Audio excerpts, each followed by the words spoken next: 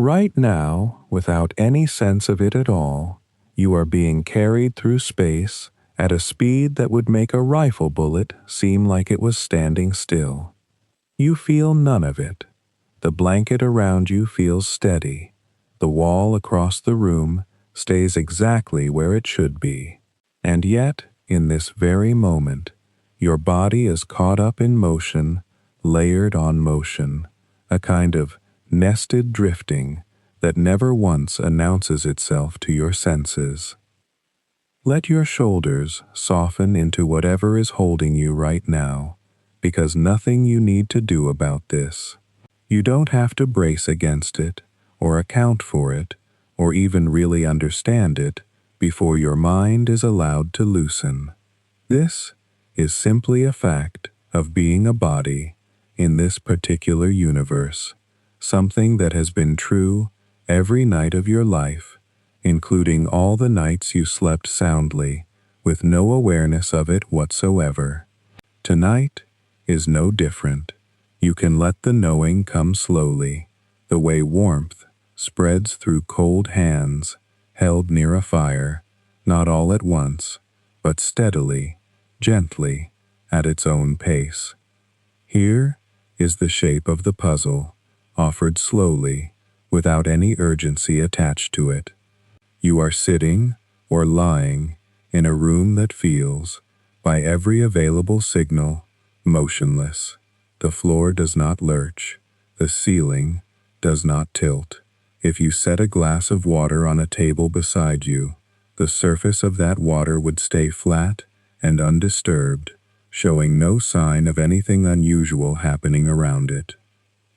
And yet, several different kinds of movement are happening to you simultaneously, movements that overlap and nest inside one another like the layers of a set of hollow wooden dolls, each one hidden just inside the next.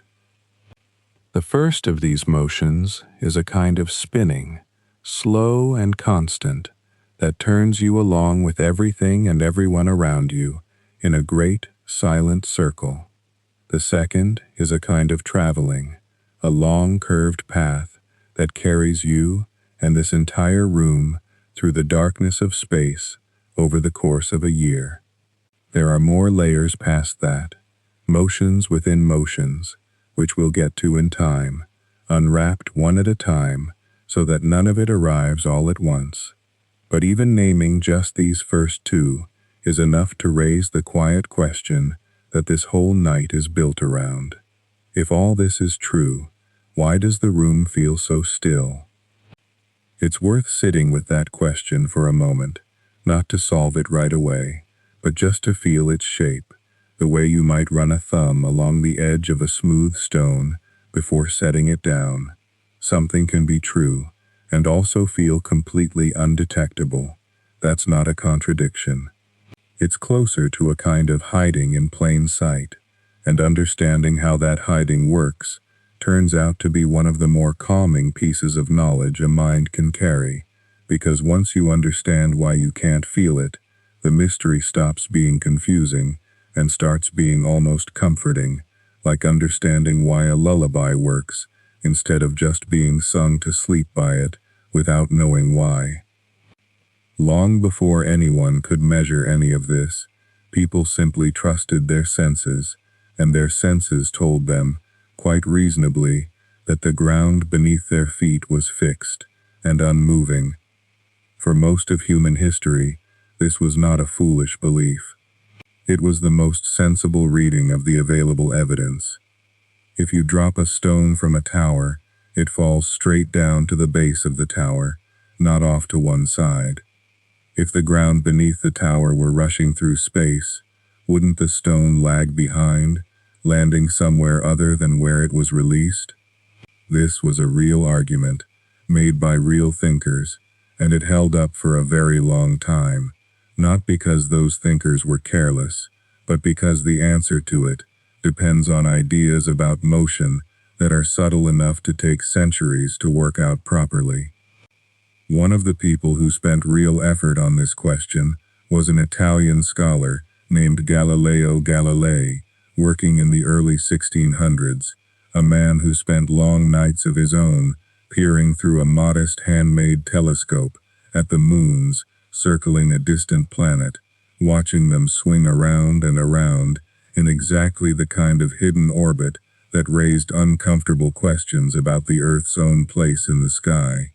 Galileo eventually described an idea that still forms the backbone of how we answer tonight's central question.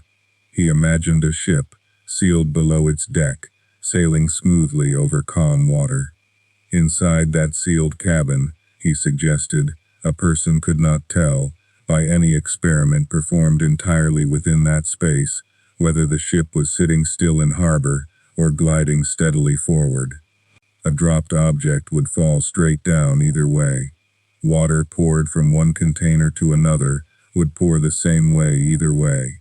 Motion, when it is smooth and steady, hides itself from anyone caught up inside it. This is worth turning over slowly, because it's the kind of idea that seems simple on the surface, and then keeps revealing more the longer you sit with it, a little like a piece of sea glass that looks plain in dim light, but shows faint color once you turn it toward a lamp. Think of a time you might have been sitting in a train at a station, glancing out the window, when the train beside yours began to glide away. For a strange, disorienting second, it can feel as though your own train is the one moving, sliding gently backward until you look down at the platform and realize it was the other train all along, and yours never moved at all.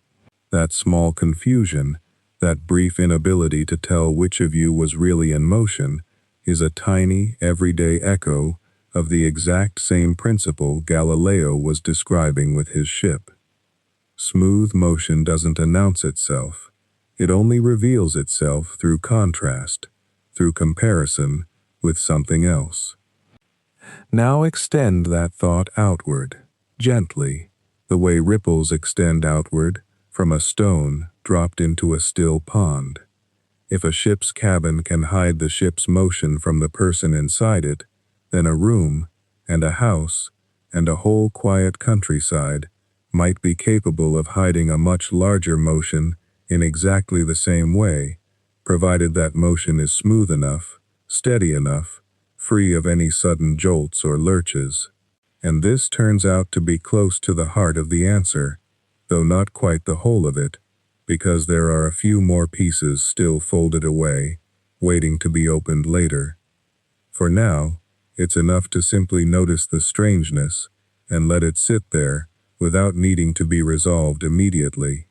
You are, in this very moment, part of a system in motion so smooth, so continuous, so free of jarring changes, that your senses have absolutely nothing to grab onto.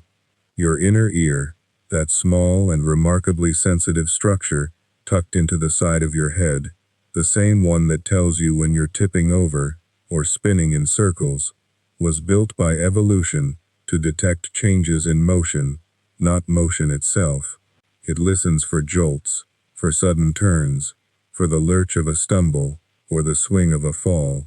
A steady, unchanging motion, no matter how vast, simply doesn't register, because there is nothing changing for it to notice. It's a little like how you stop feeling the shirt against your shoulders after wearing it for an hour, not because the shirt has vanished, but because your nerves have quietly stopped reporting on something that isn't changing. There's a kind of peace available in that thought, if you let it settle. The stillness you feel right now isn't a lie your senses are telling you. It's not that your body is wrong about the room. Your senses are doing exactly what they were built to do, which is to notice change, to notice difference, to notice the things that matter for staying upright and safe and oriented. Smooth, constant motion simply isn't the kind of information they were ever designed to detect, and so the room feels still, not because nothing is happening, but because what is happening so evenly that there's nothing for your body to catch. As you rest here now, you don't need to hold on to any of this, don't need to keep it in careful order in your mind. You can simply let the idea drift, loosely, the way a leaf might drift on the surface of slow water, turning gently, going nowhere in particular, in no hurry to arrive. There is more to uncover about exactly how fast this hidden motion truly is, and what it means for something to move in a circle, without ever feeling the turning, but that can wait, unhurried, for the next quiet stretch of this telling, while you simply continue resting here, still, motionless, in a room that is, in its own way, quietly moving all the same. Let's think for a moment about what the word motion actually means, because it turns out to be a slipperier idea than it first appears. When you say something is moving, what you almost always mean, whether you realize it or not, is that it's moving relative to something else. A car moves relative to the road. A swimmer moves relative to the water, or the shore, or the person floating lazily nearby. Motion, in other words, isn't really a property that a single object carries around with it, the way it carries its weight or its color. It's a relationship between two things, a comparison, a quiet conversation between one object and whatever we've chosen, often without thinking much about it, to measure that object against. This chosen background, this thing we measure against, has a name. Physicists call it a reference frame. It sounds like a technical term, and it is, but the idea behind it is something you've understood since you were small, long before anyone gave it a name. When you were a child, riding in the back seat of a car, watching the trees slide past the window, you understood perfectly well that the trees appeared to be moving and the car seemed to be still, at least from where you sat. You also understood, maybe a little later, that someone standing outside on the sidewalk would describe the very same moment in the opposite way. To them, the trees were still and rooted, and it was the car, and you inside it, that was moving. Neither of you was wrong. You had simply chosen different reference frames, different backgrounds against which to measure the same event, and the description of motion changed depending on which one you picked. This is worth sitting with for a moment, slowly, because it's the quiet foundation beneath everything else we'll wander through tonight. There is no single, universal, view-from-nowhere answer to the question of whether something is moving. There is only the question of moving relative to what.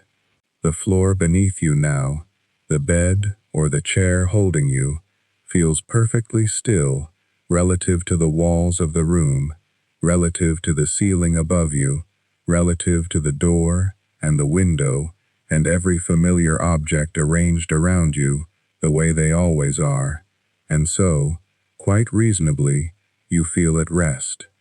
But that stillness is a local truth, a truth that holds within the small reference frame of your room, and it says nothing at all about what a much larger frame, one that stretches out past your window, past your town, past the clouds and the atmosphere, and into the dark space beyond, might have to say about the very same moment.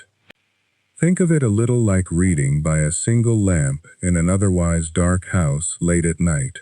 Within the small circle of that lamp's light, everything is clear and steady, the pages of the book, the edge of the desk, the cup left there from earlier. That circle of light is complete in itself. It doesn't feel like a fragment of something larger, and yet the house continues on past the edge of that glow, room after room, hallway after hallway, all of it real, all of it there, simply outside the reach of what the lamp happens to illuminate. Your senses, moment to moment, illuminate a similarly small circle. They tell you the truth about your immediate surroundings, about your room and its stillness, but they were never built with a lamp bright enough to reach the frame of the whole turning, orbiting Earth, let alone anything further out than that. Now, this idea of reference frames connects directly to something you may have noticed yourself, if you've ever traveled by train, particularly an old-fashioned one, gliding smoothly along a long, straight, well-maintained stretch of track. There's a strange and specific kind of stillness that can settle over a train car during a stretch like that.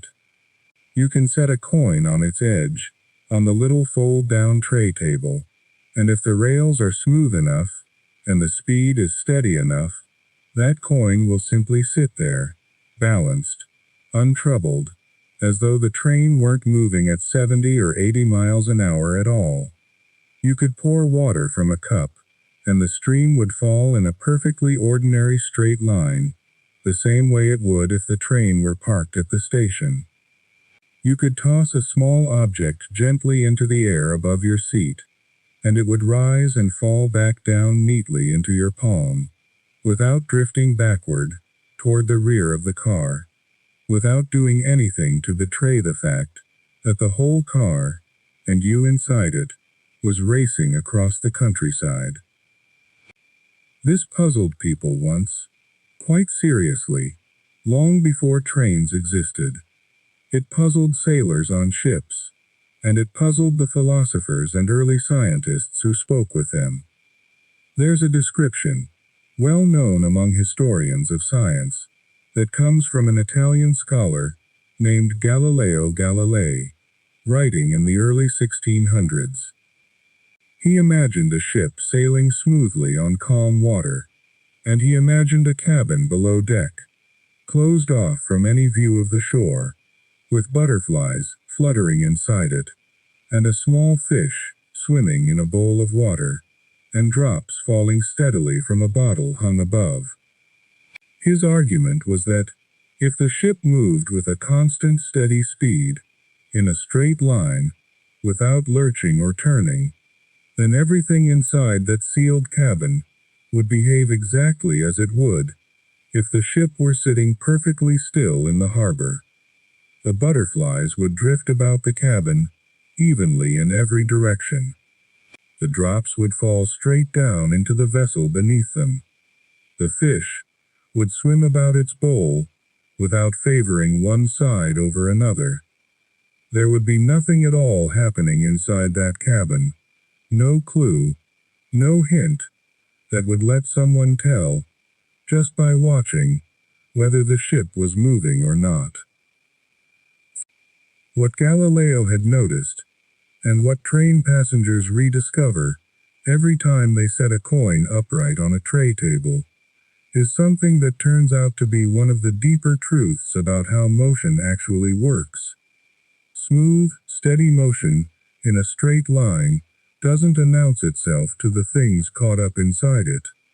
A ball tossed straight up inside a smoothly moving train comes straight back down to the hand that threw it, not because the train has somehow paused or slowed for the toss, but because the ball was already moving forward at the very same steady speed as the train, and as your hand, and as the air inside the car, before it ever left your fingers.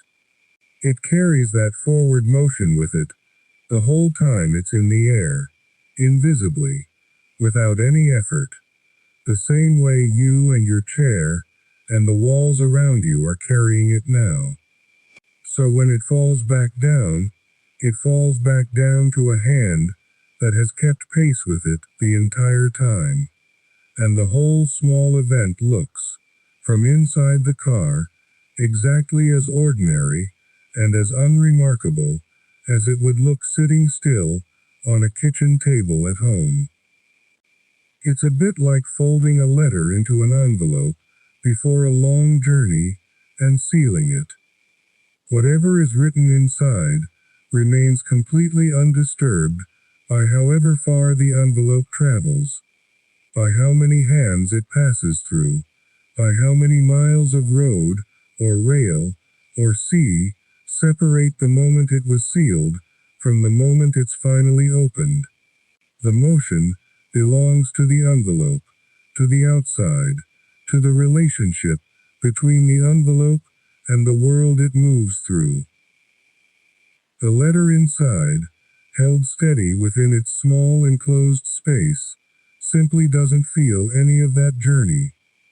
Your room, in this same sense, is a kind of sealed envelope, carried along at whatever speed it happens to be carried at, while everything inside it, including you, remains undisturbed within its own small enclosed stillness. None of this needs to feel complicated as you rest here. It only points toward something gentle and rather lovely, which is that stillness and motion were never really opposites in the way they can seem at first. They were always just two names for the same event, seen from two different places, described within two different frames. Soon, in the next quiet part of this telling, we'll begin asking just how large the invisible motion carrying your envelope-like room might actually be, and what shape that hidden journey traces as it goes. But there's no need to reach for that yet. For now, simply let yourself rest here, steady, unmoved within your own small frame, however far that frame may secretly be traveling.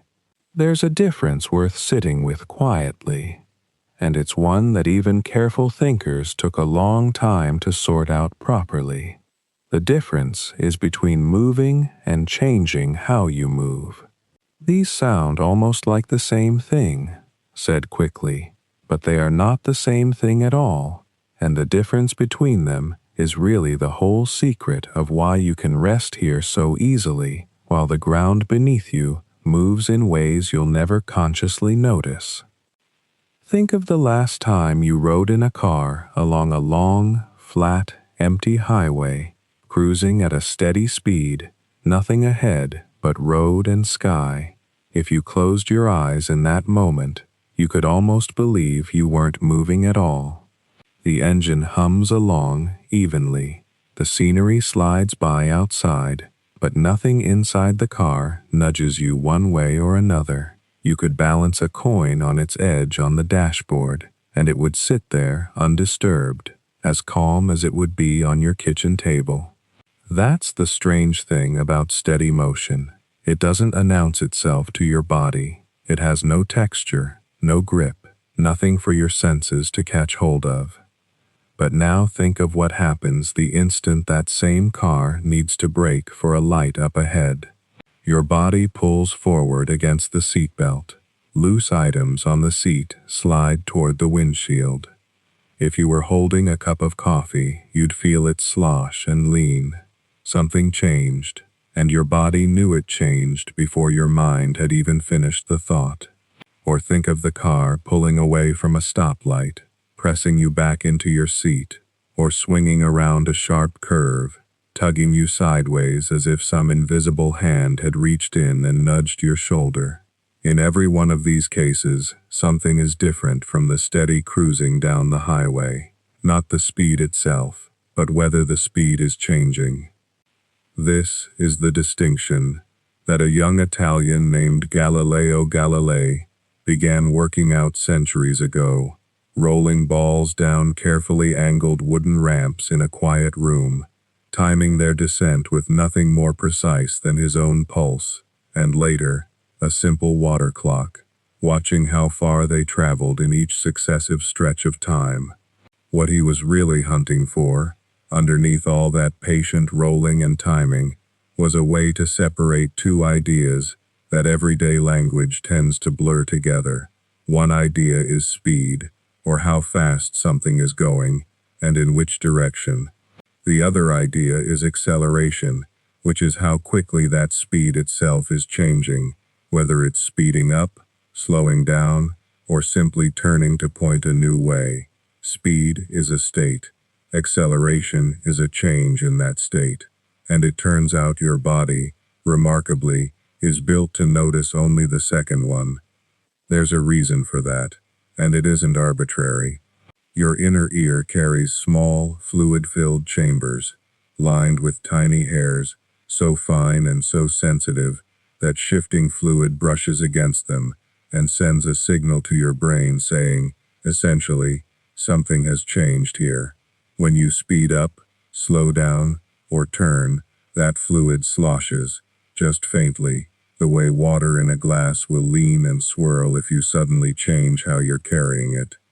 But when your motion is steady, whether you're standing on solid ground or gliding along at a perfectly even pace, the fluid in your inner ear settles and stays put, exactly the way it would if you weren't moving at all, because as far as that fluid is concerned, and as far as physics is concerned, you aren't accelerating, and accelerating is the only thing it was ever built to detect. This is where the old idea of inertia comes in, and it's worth turning over slowly, because it explains almost everything that feels puzzling about not sensing motion. Inertia is simply the tendency of anything, a ball, a cup, a body resting in a chair, an entire planet, to keep doing whatever it's already doing unless something acts to change it. If it's sitting still, it tends to keep sitting still. If it's moving at some steady speed, in some steady direction, it tends to keep moving at that same steady speed, in that same steady direction, without needing any ongoing push to sustain it. This runs a little against the grain of how motion feels in daily life, because in daily life, motion usually seems to need constant effort. You pedal a bicycle continuously to keep it going. You keep your foot on the gas to hold highway speed. It's tempting to think that motion itself requires a cause moment by moment, the way a fire needs fuel to keep burning.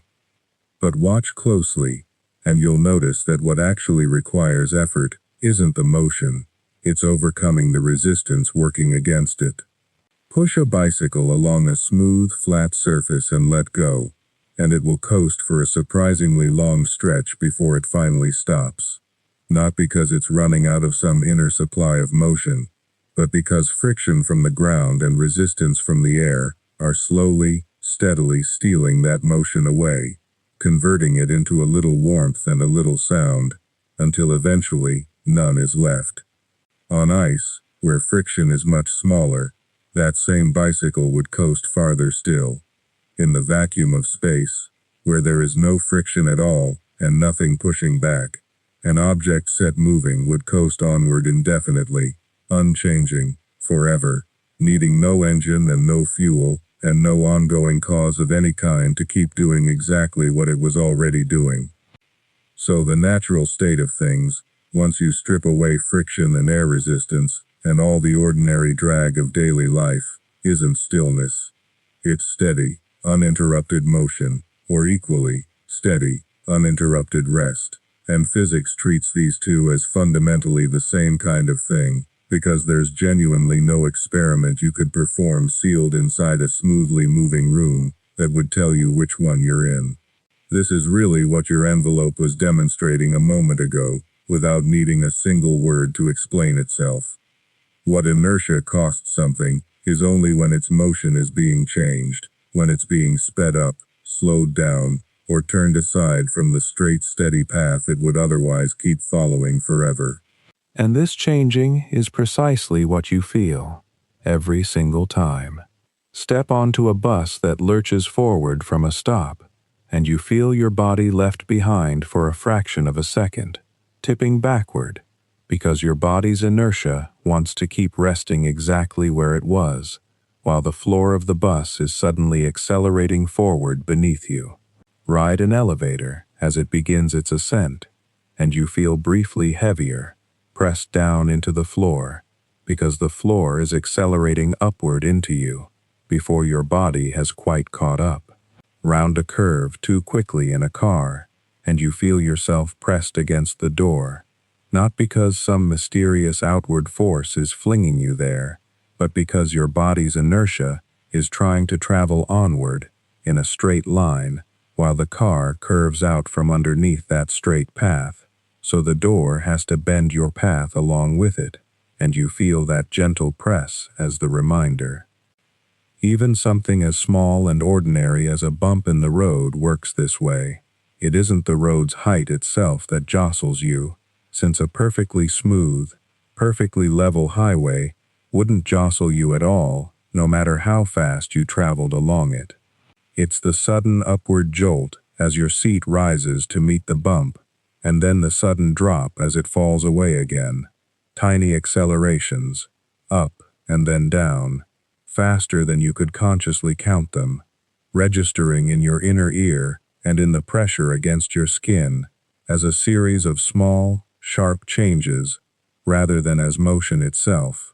Vibration, in fact, is nothing more than acceleration, happening very quickly and very repeatedly, back and forth, again and again, which is exactly why it feels so busy and so noticeable, even though the net motion involved might carry you nowhere at all.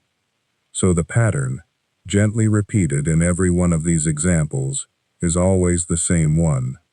Starting, stopping, turning, bouncing, buzzing, all of these are changes in motion, and changes in motion are what your body was built, through millions of years of careful evolutionary trial, to detect and respond to, because noticing a sudden change was so often, for some ancient ancestor of yours, the difference between catching your balance and taking a hard fall.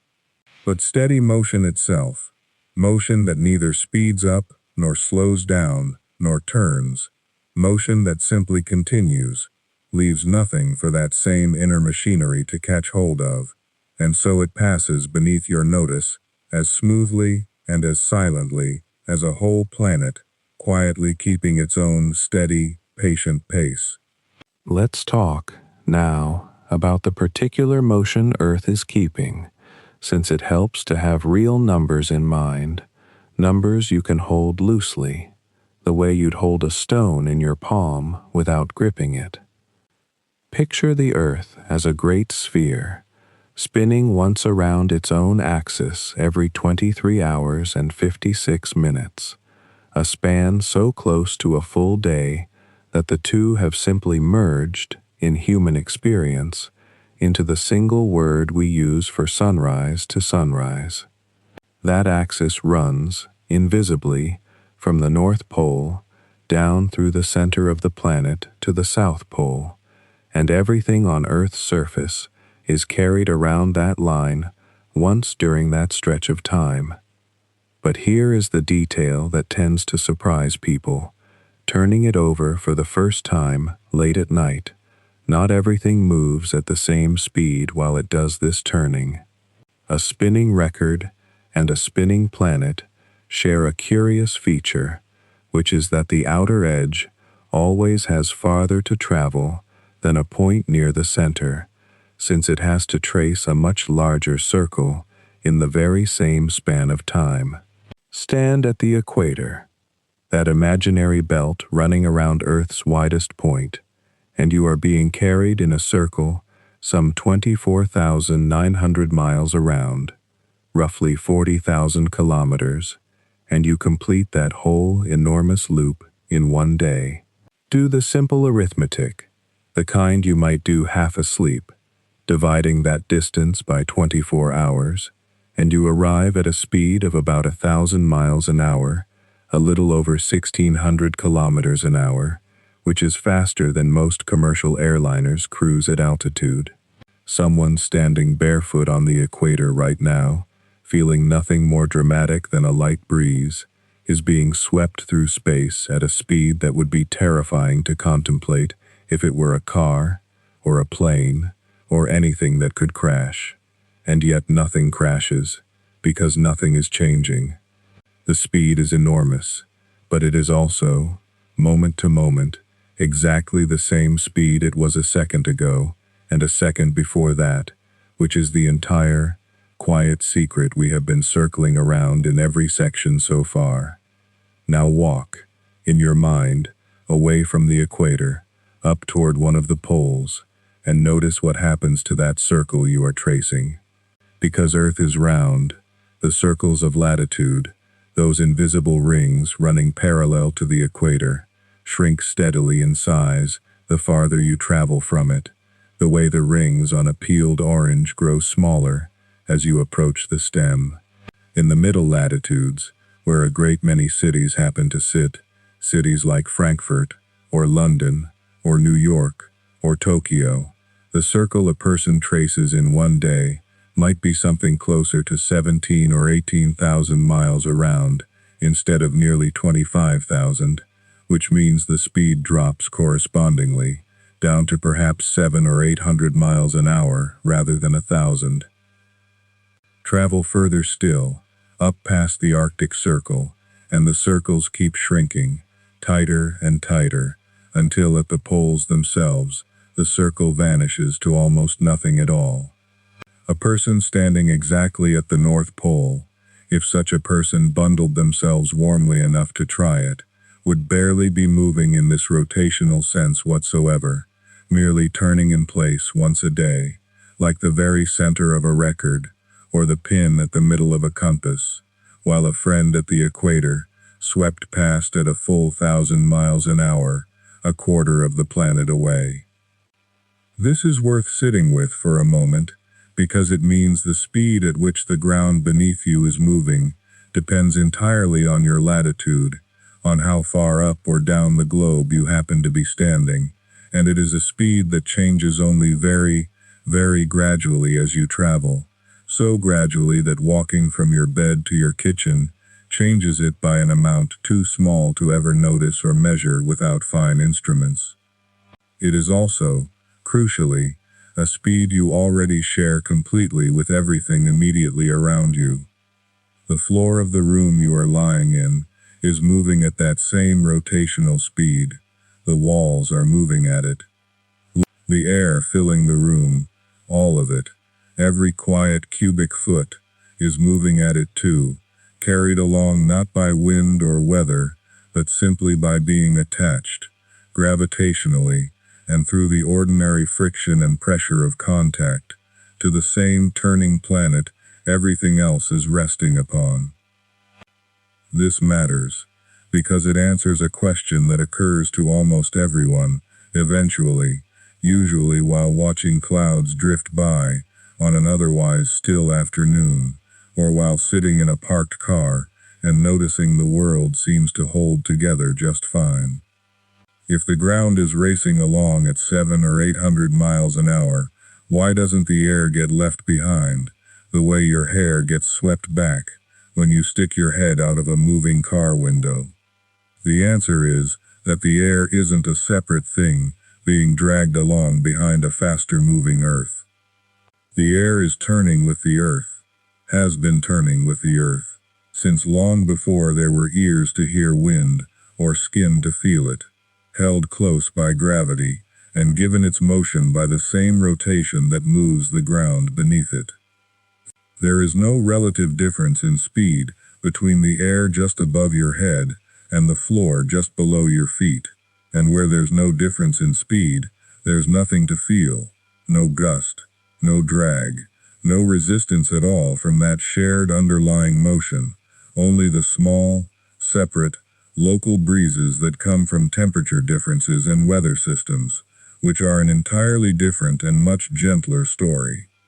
The oceans keep the same quiet arrangement. A wave might roll toward a shore. A current might carry a ship steadily off its charted course over the hours.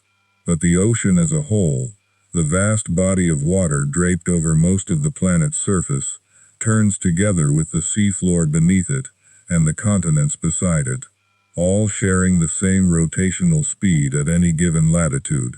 The way passengers seated throughout a train all share the train's speed regardless of whether they're standing in the aisle or settled into a window seat.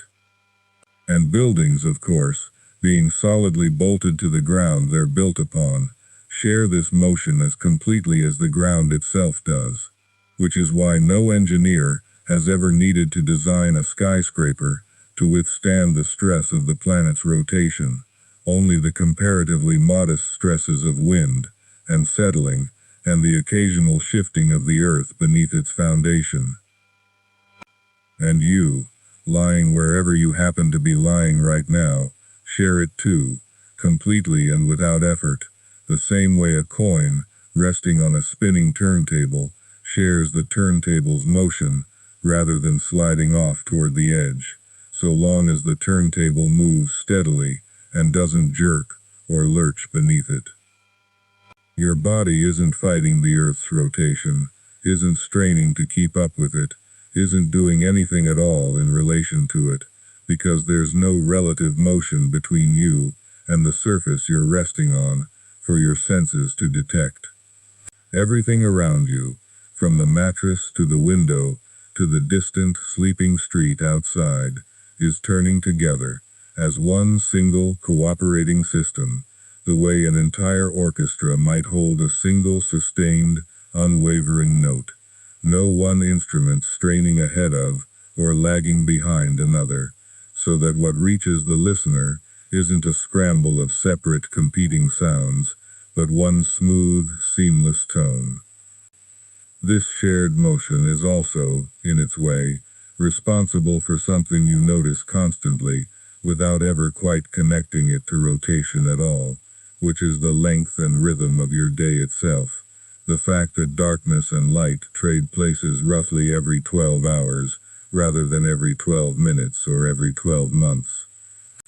It's worth turning that idea over slowly next, this business of day and night, and why the particular pace Earth has settled into feels, to anyone born into it, so entirely unremarkable, so obviously the natural rhythm of things, when in truth, it's simply the pace this one planet happens to keep, out of countless paces it might have kept instead. The strange thing is that, although your body cannot detect this rotation directly, the rotation doesn't leave the world untouched.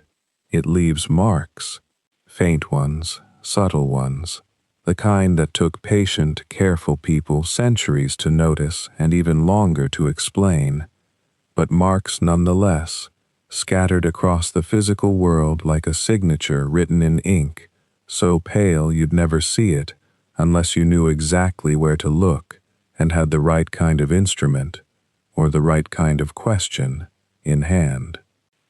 Take the way air moves across the surface of a planet that happens to be spinning. If Earth held perfectly still, and a mass of air began drifting from a region of high pressure toward a region of low pressure, it would simply travel in a straight line, the way water runs downhill along the shortest path available to it. But Earth isn't still, and so that air, however straight its path might look to someone watching from far outside the planet, appears to curve when you're standing on the ground beneath it, curving to the right in the northern hemisphere and to the left in the southern one. This apparent bending has a name, the Coriolis effect, named for Gaspard Gustave de Coriolis, a French mathematician and engineer who worked out the underlying mathematics in the 1830s, though he was thinking mostly about water wheels and rotating machinery at the time, not about storms or oceans at all. It would be other scientists, working through the rest of that century, who realized his equations described something happening on a far grander scale in the slow, wheeling architecture of hurricanes and the great looping currents of the sea. This is why a hurricane in the Gulf of Mexico spins counterclockwise when you look down on it from above, while a cyclone off the coast of Australia spins the opposite way, clockwise, both of them obeying the same rule, simply mirrored across the equator like reflections in a very large, very slow pool of water. It's a real effect, and a powerful one, once you're dealing with something the size of a storm system, hundreds of miles across, moving over hours and days. But it's worth saying gently, because the idea gets repeated so often and so confidently that it's easy to mistake for something it isn't, that the water swirling down your bathtub drain or your kitchen sink is not meaningfully shaped by this force at all. The Coriolis effect is far too weak, and the scale of your sink far too small, and the shape of the drain, the residual motion left over from filling it, the tilt of the basin, all of these things overwhelm it completely. Which direction the water spins in your own sink has essentially nothing to do with which hemisphere you happen to be lying in tonight, and everything to do with those smaller, messier, more local details. It's one of those cases where something true at the scale of a continent quietly stops being true at the scale of a teacup, and the two scales, however tempting it is to blur them together, need to be kept carefully apart. Sailors and gunners, long before anyone had fully worked out the mathematics, ran into this same curving effect in a more dangerous form. During the First World War, artillery crews firing long-range shells that might travel 20 miles or more before landing, found that their calculations kept coming up slightly wrong unless they accounted for the way the Earth turned beneath the shell during its long minutes of flight. The shell left the barrel following one straight path, but the ground it was aimed at had shifted very slightly to one side by the time the shell arrived, simply because the ground, like everything else on the planet, had kept rotating the whole while the shell was in the air, tracing its long, unhurried arc above it. It's a small correction, invisible for anything short and quick, like a thrown ball or a fired rifle round, but it grows, patiently and predictably, the longer an object spends aloft and unattached from the spinning surface below it. There's a gentler, quieter way to see rotation's fingerprint too, one that doesn't require storms or artillery at all, just a very long wire, a heavy bob, and a great deal of patience. In 1851, a French physicist named Léon Foucault suspended a 68-pound iron ball from the dome of the Panthéon in Paris on a wire more than 200 feet long and set it swinging gently back and forth. A pendulum like that, once set in motion, wants to keep swinging along the very same line indefinitely, the way a coin spun on a table wants to keep spinning in its own plane without being nudged off course. But over the hours, observers in Paris watched the pendulum's path of swing appear to slowly rotate, tracing out a different line with each passing hour, sweeping around in a slow, stately circle. The pendulum, of course, wasn't doing anything unusual at all. It was Paris, and the floor beneath it, and the whole building around it, that was quietly turning underneath the swinging bob, while the pendulum itself kept faithfully swinging along its original, unbothered line. It's one of the rare demonstrations of Earth's rotation you could, in principle, watch unfold with your own eyes, given enough time and enough stillness, no telescopes or satellites required, just a wire, a weight, and an afternoon spent watching something that looks, at first, like it's very slowly changing its mind. Even the pull of gravity itself, that steady, constant-seeming tug you never think to question, carries a small trace of the planet's spin folded into it. Because Earth rotates, everything on its surface is also, in a sense, being flung outward, ever so slightly, away from the axis it turns around, the same gentle outward lean you'd feel riding on the rim of a slowly turning carousel. This outward tendency is strongest at the equator, where the ground is moving fastest and farthest from the axis, and it fades to nothing at the poles, where the axis itself passes straight through the ground. The practical result is that a person, or a scale, or a finely tuned instrument would register a very slightly smaller weight at the equator than at the poles, even setting aside the fact that Earth also bulges outward at the equator, another consequence of that same spin, which places you slightly farther from the planet's center of mass there too, weakening gravity's pull by another small fraction. Put together, these two effects, the bulge and the outward lean, mean your weight can shift by something on the order of 0.5%, depending on where on the globe you happen to be standing, a difference far too small for your own senses to register, but perfectly measurable to a sufficiently careful instrument. This was noticed, in a roundabout way, long before anyone fully understood why. In 1672, a French astronomer named Jean Richet traveled to Cayenne, in what is now French Guiana, carrying with him a pendulum clock that had been carefully calibrated in Paris to keep accurate time. To his puzzlement, the clock ran slow once he arrived near the equator, losing about 2.5 minutes a day compared to its behavior back home, as though time itself had loosened slightly in the tropical heat. It hadn't. What had changed was gravity's grip, just slightly weaker there than in Paris, which meant the pendulum swung a little more slowly, and so the clock, faithfully counting those slower swings, fell gradually behind. It would take Newton, working through the implications a few years later, to connect this small, strange discrepancy to the shape of the planet itself, and to the rotation that had shaped it that way in the first place, squeezed at the poles and swollen at the equator, like a ball of dough spun quickly between two hands. So the evidence is there, scattered across storms and shells and swinging pendulums and clocks that quietly lose time in the tropics, all of it pointing steadily toward the same slow truth, that the ground beneath you really is turning, carrying you with it. None of it, though, arrives as a sensation, nothing you could feel from where you're lying now, no tilt, no pull, no telltale lean. It arrives instead as pattern, as measurement, as the kind of quiet consistency that only reveals itself once someone has gone looking for it, with the right tools and enough patience to wait for the answer.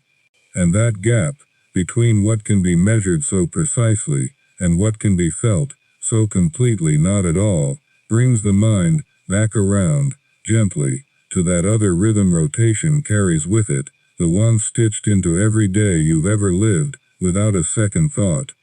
Now set that daily turning aside for a moment, and let the mind drift outward, past the ground, past the air, out to the much larger loop the whole planet is tracing at the same time. Because Earth isn't just spinning in place like a slow top on a table. It's also moving, carrying that spinning top along with it, on a vast circuit around the sun, a journey of roughly 940 million kilometers that it completes, patiently, once every year. To cover that distance in that time, the planet has to be moving at something like 107,000 kilometers an hour, 30 kilometers every single second, faster than any bullet, any rocket, anything humans have built to move through open air. And yet here you are, lying still, breathing slowly, feeling none of it, not even a whisper. The spinning at least has a kind of intuitive analogy. The merry-go-round, the record turning on its player, something with an edge you could imagine standing on and feeling swept along, but hurtling through space at 30 kilometers a second resists that kind of comparison almost entirely, because there is nothing nearby to compare it to, no fixed point rushing past the window, no wind pressing back against your face, just emptiness and the sun, staying always the same size, the same distance, day after day, giving no visual hint of the enormous arc being carved around it. Part of the answer is the one already familiar from the spinning. Everything moves together. The atmosphere, the oceans, the ground, your body, all sharing the same orbital velocity, all falling through space in the same great curve at the same time, so that relative to each other, nothing is rushing anywhere. There's no headwind because the air isn't being left behind.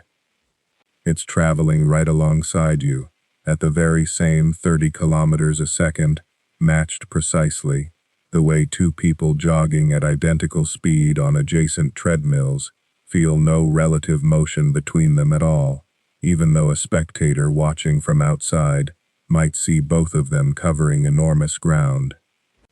But orbital motion carries a subtlety that rotation alone doesn't quite have, and it's worth turning the mind towards slowly, without any rush, because it touches on something rather beautiful about what an orbit actually is. When something moves in a straight line, at a constant speed, in the absence of any outside push, it simply keeps going that way forever. That was Newton's insight, distilled from a long lineage of thinking that stretched back through Galileo's tilted planks and rolling balls. Left alone, motion doesn't fade, it persists. So if the sun weren't there, the earth wouldn't loop around anything. It would sail off in a straight line and never come back. The fact that it curves instead, tracing that great 940 million kilometer ellipse year after year, means something is constantly pulling it away from that straight path. That something is gravity, the sun's gravity, reaching out across 150 million kilometers of mostly empty space and tugging the earth continually inward, toward itself. This is worth sitting with for a moment, because it means an orbit isn't really a state of rest at all, not in the way a stationary object is at rest. It's a state of continuous falling. The earth is, in a very real sense, always falling toward the sun, and always missing. Newton illustrated this once with a thought experiment involving a cannon on a very tall mountain, taller than any real mountain, poking up above the atmosphere into the vacuum beyond. Fire the cannon gently, and the ball arcs down and lands somewhere on the ground below, pulled down by gravity in the ordinary way anyone would expect. Fire it harder, and it lands farther away, the same downward curve just stretched out further before it meets the earth. But fire it hard enough, and something different happens. The ball still falls. Gravity never stops pulling it downward, but the ground curves away beneath it, at exactly the same rate the ball is falling toward it. So the ball keeps falling, and never gets any closer to the ground, because the ground keeps dropping away to match. It circles the entire planet, still falling the whole time, and comes back around to where it started, and keeps going. That, in essence, is what an orbit is. Not an absence of falling, but a falling that never lands.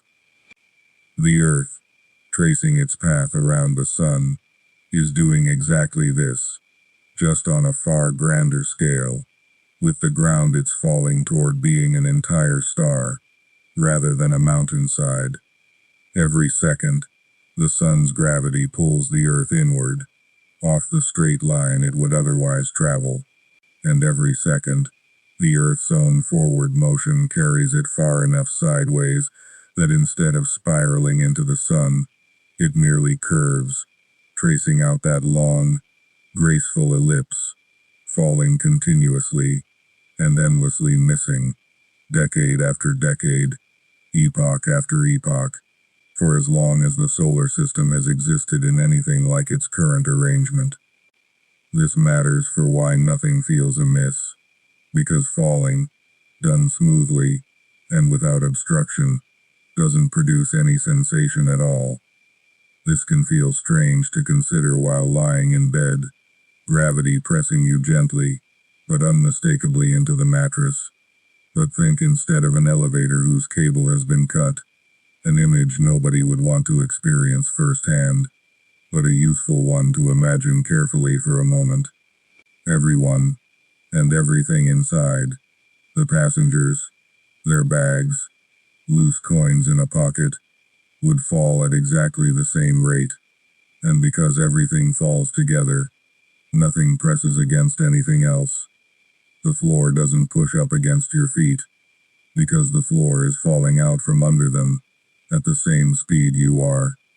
There's no felt weight, not because gravity has switched off, but because gravity is now the only thing acting, pulling everything down in perfect unison, with nothing left to resist it, and create that familiar sensation of being pressed upon. This is what astronauts experience aboard a space station, orbiting a few hundred kilometers up.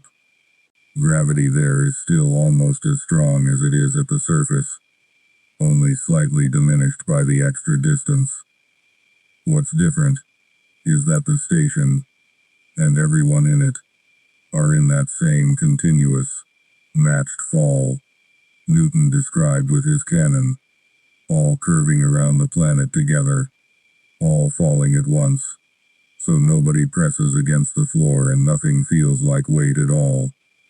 The Earth, falling endlessly around the sun, carries its whole surface, its oceans, and its sleeping cities, through the same kind of matched, gentle plummet, and that's a piece of why it produces no sensation whatsoever, no lurch, no drop in the stomach, nothing but stillness. There is, admittedly, one part of this yearly journey that does leave a visible mark, though it arrives so slowly and so gently that it never feels like motion at all, only like weather changing its mind. The seasons. It's a common guess that summer arrives because the Earth has drawn closer to the sun in its orbit, and winter because it has drifted farther away, and it's a reasonable enough guess, given how directly warmth seems tied to distance from any fire. But it isn't quite what's happening. The Earth's orbit is close enough to circular that the distance shift across the year makes only a small difference, and in fact, the planet is at its closest to the sun each year, in early January, which is precisely when much of the northern half of the world is coldest. What actually drives the seasons is the tilt, that same 23.5-degree lean mentioned earlier, the one the axis holds steady through the whole yearly circuit, pointing always toward the same fixed direction in space, toward the same distant, unmoving stars, no matter where in its orbit the Earth happens to be. Because that tilt stays fixed while the Earth travels around the sun, different halves of the planet spend different parts of the year leaning toward the sun, and different parts leaning away.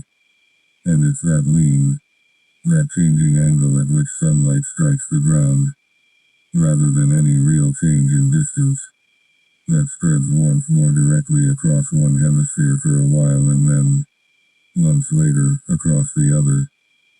Now, having settled the seasons, it's worth widening the frame again, because everything so far, the spin, the orbit, the tilt, has been measured against the sun, as if the sun itself were the fixed point in all of this, the one thing holding still while everything else moved around it. It isn't. The sun is falling too, in its own slow, sweeping way, and it's been falling that way for as long as it has existed, carrying the Earth and all the other planets along with it like sleepy passengers who never notice the ride. The sun sits inside the Milky Way, which is a flattened, spiraling disk of stars so vast that light itself, moving at its familiar and already unimaginable speed, takes about 100,000 years to cross from one edge to the other.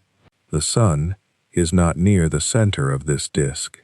It sits out in one of the spiral arms, roughly 26,000 light-years from the crowded core, in a fairly ordinary, unremarkable stretch of the galaxy, the cosmic equivalent of a quiet street, a good distance from downtown. And like nearly everything else in that disk, the sun orbits the center of the galaxy, pulled by the combined gravity of the 100 billion or so other stars, and the gas, and the dust, and the vast quantities of unseen matter that astronomers still argue about, all of it tugging the sun along a long, curving path around the galactic middle. This orbit is almost too large to think about comfortably, so it helps to slow down and take it in pieces, the way one might take in the size of an ocean by first just watching a single wave. The sun moves around the center of the Milky Way at a speed of roughly 230 kilometers every second, which is worth pausing on for a moment, because it dwarfs every other number mentioned so far. It is many times faster than the spin of the Earth on its axis. It is faster than the Earth's own race around the sun. And yet, because this is a speed measured against the galaxy, against the frame of the Milky Way itself, and because the sun carries the Earth along with it, sharing that same headlong motion completely, there is once again nothing to feel. The floor doesn't tilt, the stars don't streak. A person lying in bed at this very moment is being carried through the galaxy at 230 kilometers a second and experiences it as nothing more than the ordinary stillness of lying in bed. At that pace, even a distance as staggering as the galaxy's full circumference takes a very long time to complete. The sun takes something in the neighborhood of 220 to 230 million years to make one full circuit around the center of the Milky Way, a span of time so long that astronomers sometimes give it its own name, calling it a galactic year, just to have a convenient unit for measuring stretches of time that dwarf anything on a human or even a geological scale. The last time the sun was in its current position relative to the galactic center, dinosaurs had not yet appeared on Earth. The time before that, complex animal life had barely begun experimenting with hard shells and eyes. The sun has completed perhaps 20 of these galactic years since it formed, which means that in the entire history of the solar system, it has circled the center of the Milky Way only about 20 times, a number so small next to the number of times the Earth has circled the sun, or spun on its axis, that it offers a kind of quiet, calming perspective, the sense of nesting clocks ticking at wildly different rates, each one patient in its own way. But the galaxy, too, is not simply sitting still in space, waiting for the sun to go around it. The Milky Way belongs to a small cluster of galaxies called the local group, a gathering of roughly a few dozen galaxies bound together by their mutual gravity, drifting through space as a loose, gravitationally tethered family. The largest members of this group are the Milky Way itself, and a similarly sized spiral galaxy called Andromeda, along with a smaller spiral called Triangulum, and then a great many dwarf galaxies, some of them so faint and diffuse that they were only discovered in the 20th century, tucked in close, orbiting the two giants the way moons orbit planets, though on a far grander scale. And within this local group, the Milky Way itself is moving, drawn by the combined gravity of its neighbors, most notably falling, ever so slowly, toward Andromeda, on a trajectory that will eventually, several billion years from now, bring the two galaxies together in an extremely gradual, almost gentle collision, one that unfolds over such enormous stretches of time that individual stars are unlikely to ever collide with one another directly, simply because the distances between stars, even within a single galaxy, are so much larger than the stars themselves. That motion toward Andromeda is itself only one thread in a larger pattern, because the entire local group is also drifting through the universe, relative to something even larger and stranger, something that gives astronomers one of the most useful fixed backdrops available anywhere in the study of motion. That backdrop is the cosmic microwave background, a faint bath of radiation that fills the entire universe, left over from a time, roughly 13.8 billion years ago, when the universe was still hot, dense and young, only a few 100,000 years old, before atoms had even finished forming. That radiation has been cooling and stretching ever since, spreading out evenly in every direction, so evenly that it comes remarkably close to serving as something like a universal reference frame, a background so uniform that any motion through it can, in principle, be measured by tiny, telltale variations in its temperature, subtle asymmetries caused by the observer's own movement.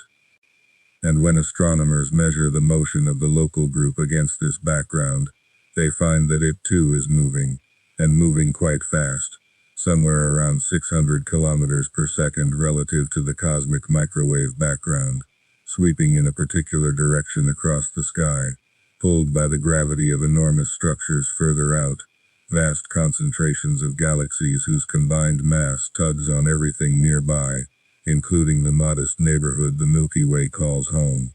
600 kilometers per second is a number that makes the Sun's own galactic orbit, itself already almost too large to hold in the mind, seem almost modest by comparison, and yet, once again, this motion produces nothing that could ever be felt from the inside. There is no additional lurch layered onto the Earth's spin, no additional weight added by the galaxy's headlong rush, no sense of speed piling on top of speed. Every one of these motions, the spin, the orbit around the Sun, the orbit around the galactic center, the drift toward Andromeda, the sweep against the cosmic background, adds onto the others the way ripples add onto a pond's surface, each one riding smoothly on top of the last, none of them announcing itself, none of them separable from stillness by any sense available to a body resting quietly in the dark.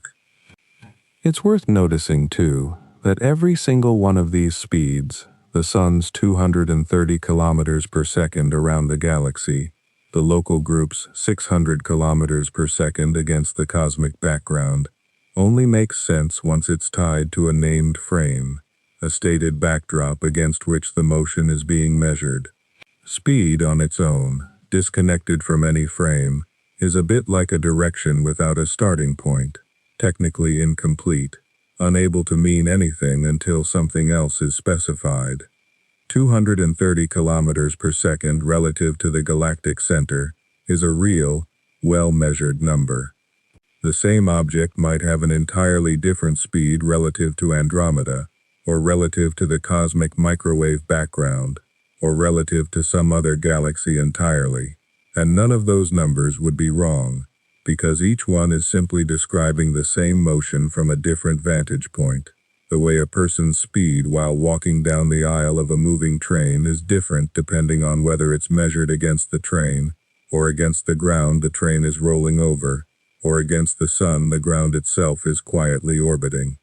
So it's tempting, lying there turning all of this over, to reach for some kind of resolution, some master frame that would let a person add the spin and the orbit and the galactic sweep together into one grand total, one true speed that the Earth, or the body resting on it, could finally be said to possess. It feels like it should be possible. Surely, a person might think, if I'm moving this way and that way, and another way besides, there must be some single number that captures all of it at once, some ultimate figure that settles the question once and for all. But this is exactly the point where the mind, however careful, tends to trip over an assumption so old and so deeply worn into ordinary thinking that it rarely gets questioned. The assumption is that there exists, somewhere, a fixed and motionless background against which all other motion could be measured and added up, a stage that does not itself move, a silent, unmoving floor beneath all the dancing. For a very long time, this is more or less what serious thinkers believed, though the story of that belief has its own gentle, human unfolding. In the late 17th century, Isaac Newton, working through the mathematics of motion and force with the kind of patient, unhurried rigor that let him lay the foundations of physics for the next 2 centuries, proposed the idea of what he called absolute space, a container, fixed and unmoving, existing independently of anything inside it, against which true motion and true rest could in principle be measured. It was a reasonable proposal, given what was known at the time, and it explained a great deal, but even Newton seems to have sensed the strangeness of it, because absolute space, by its very definition, could never actually be observed. No experiment could point to it. No measurement could locate it. It was a scaffold built to hold the rest of the theory together, present in the equations, but absent from any possible glimpse.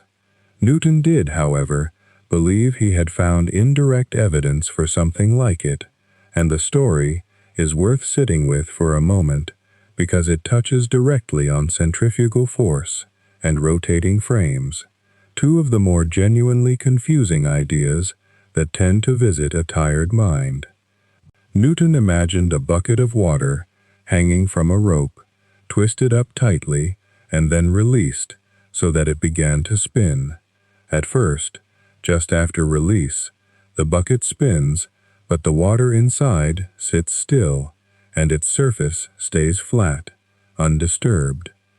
Then, gradually, friction between the bucket and the water drags the water along, and as the water begins spinning too, its surface curves upward at the edges, forming a small concave bowl shape, climbing the walls of the bucket.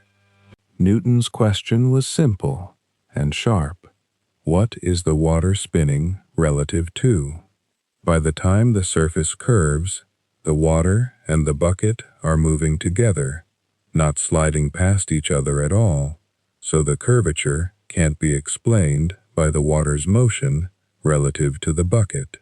Newton concluded that the water must be rotating relative to something else entirely, some absolute space itself, and that this rotation, this genuine, feelable, physical rotation, was what pulled the surface into its curve. This is where centrifugal force tends to cause its particular kind of confusion, and it deserves to be looked at slowly, without any hurry, the way a person might turn a small stone over in their hand in the dark, feeling its edges before deciding what it is. Centrifugal force is often called a fictitious force, and that name can sound almost dismissive, as though the sensation it produces isn't real. But the sensation is entirely real. Anyone who has ridden in a car taking a sharp curve, feeling their body pressed against the door, or swung a bucket of water in a fast circle without spilling a drop, knows that something is genuinely happening, something with real, physical consequences. What's fictitious isn't the sensation, but the idea that it comes from an actual outward pushing force. From the standpoint of someone standing outside the car, watching from the sidewalk, there is no outward push at all. There is only inertia, the simple tendency of a moving body to keep moving in a straight line unless something interferes with it, and the car, curving around the bend, is what interferes, pulling the passenger's body off the straight path it would otherwise have followed. The felt shove toward the door is really just the body's insistence on going straight, while the car insists on turning. From inside the curving frame, that insistence looks like a force pushing outward. From outside, watching the whole scene from a frame that isn't turning, it looks like nothing more than a straight line being interrupted. This is the heart of what makes rotating and accelerating frames so different from the steady, gliding kind of motion that fills so much of this story.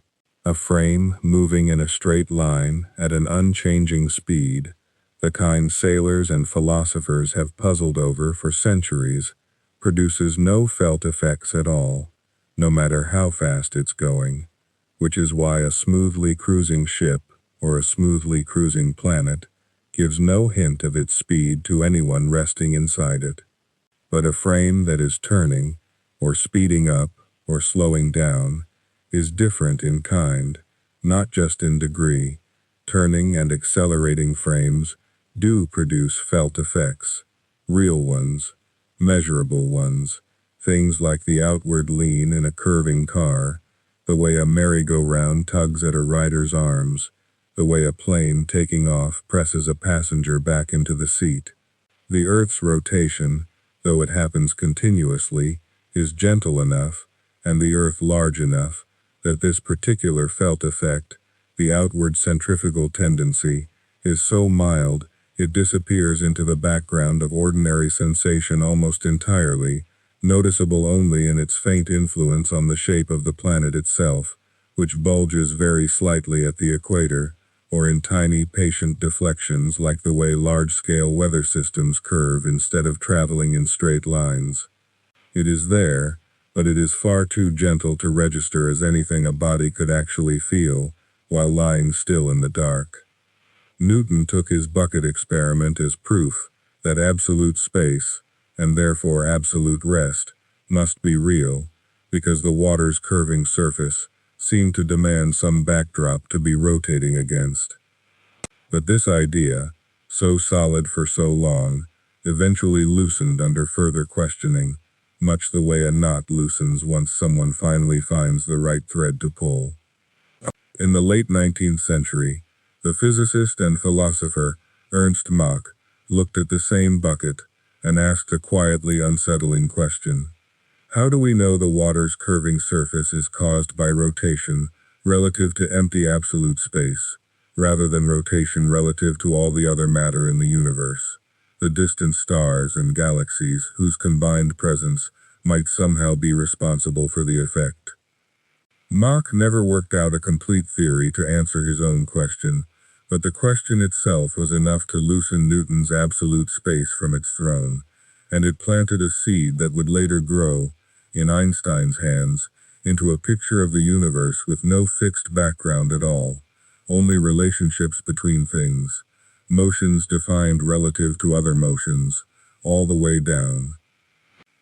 And this brings the tangle back to where it needs to be gently set down for now. The idea that several large velocities must simply be added together into one uniquely correct final speed is built on exactly the assumption that Mach questioned and that Einstein eventually dissolved.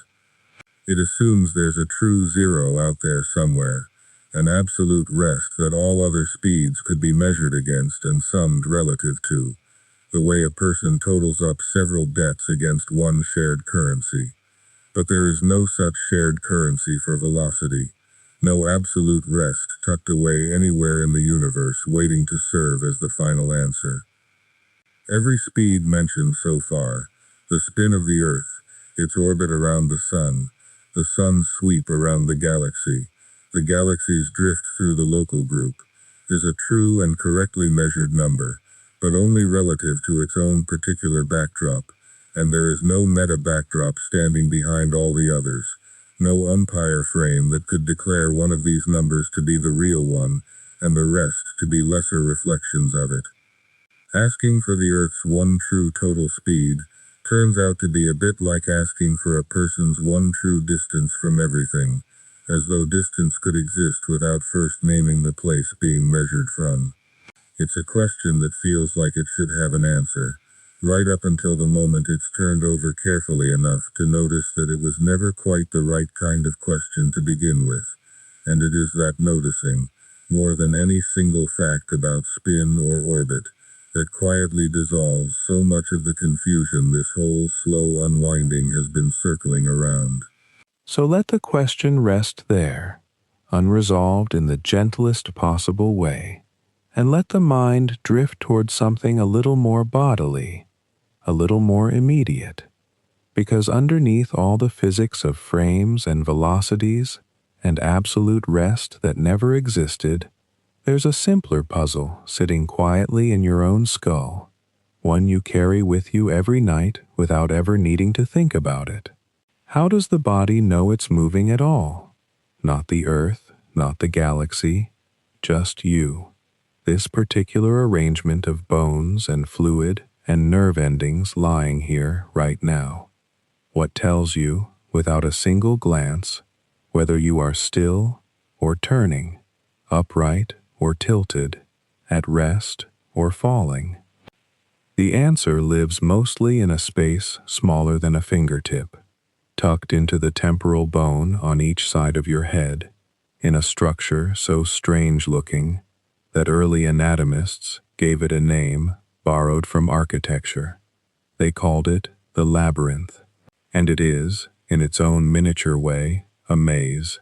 3 curved tubes arranged at right angles to one another, each one a loop filled with fluid, each one lined with hair cells so sensitive that the faintest sloshing of that fluid bends them just enough to send a signal racing down the vestibular nerve. These 3 loops are called the semicircular canals, and their whole purpose, the entire reason they exist, is to notice rotation.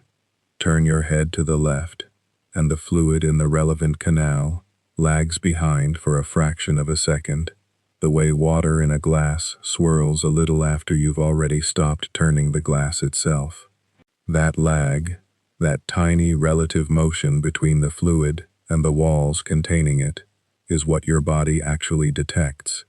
Not the turning itself, but the fluid's reluctance to turn with you.